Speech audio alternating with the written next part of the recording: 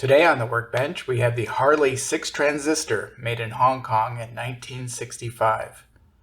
I was only told it didn't work, so let's give it some power and see what's going on. Maybe we can bring another piece of history back to life.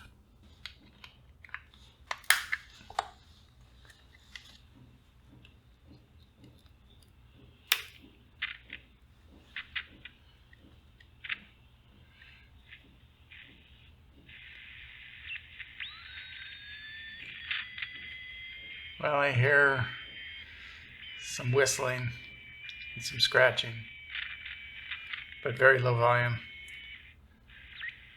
Let's replace the caps and then see how it works, and maybe we'll find something else to do here.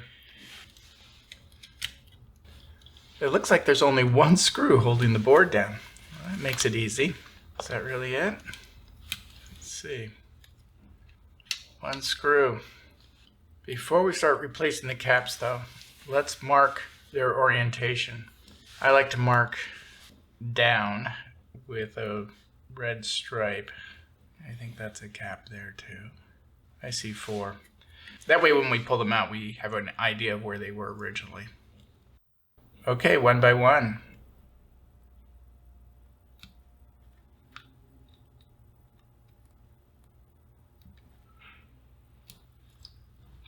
Well, there's one. This is a 50 microfarad.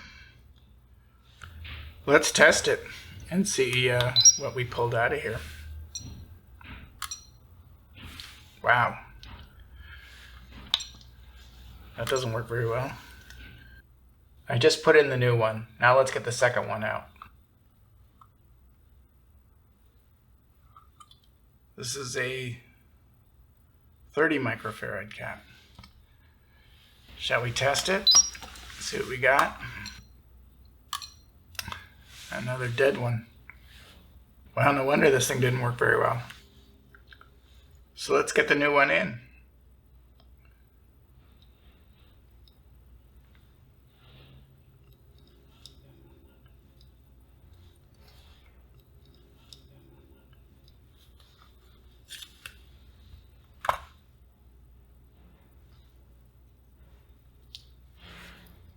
I lost the trace pulling that last one out, so I just bent the capacitor lead over a little bit to line it up to where it was before.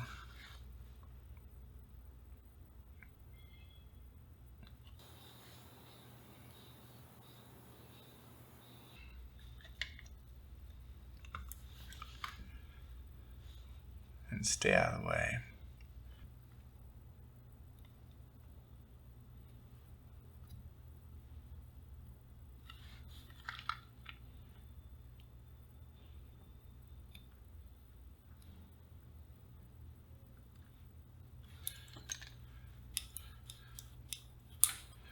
There we go, finally.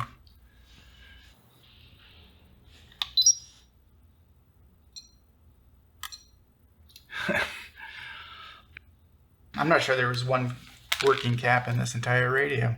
It might be easier to pull out this last one before we put in the new one. Put them both in together, because it's a tight fit in there.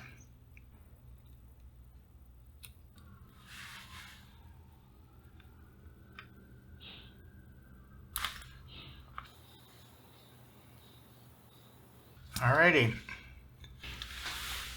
Are we going to find one capacitor in this radio that still worked?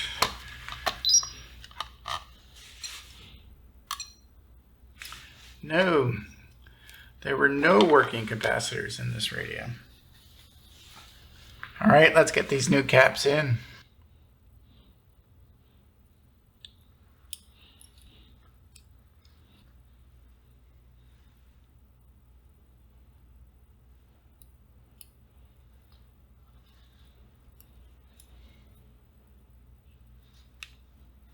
Looks like I pulled up the trace a little bit. That can happen on these old boards. But you can usually bend the leads of the new one in a little bit to act like wires and follow the path. but you might use a little extra solder here and there.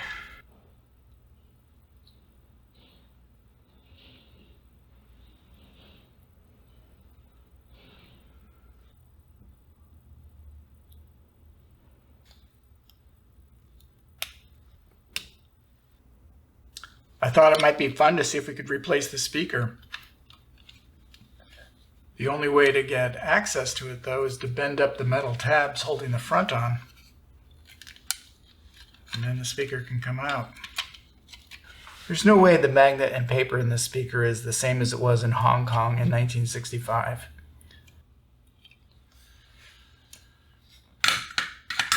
These new modern speakers work so much better.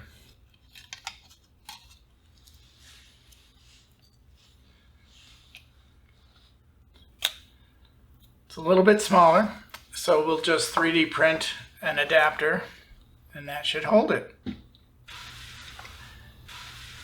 Alright, I'm back with the adapter ring.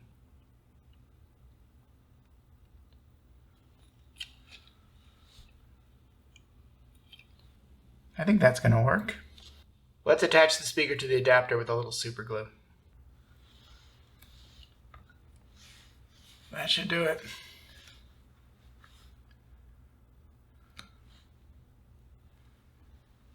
There's a little bit of a friction frit.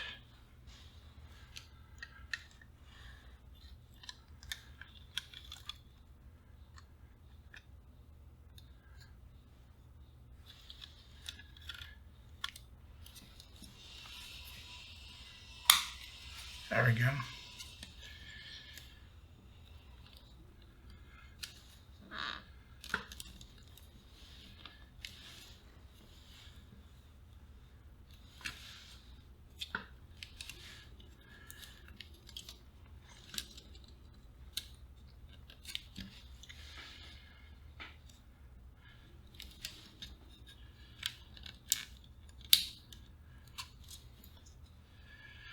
Not too bad.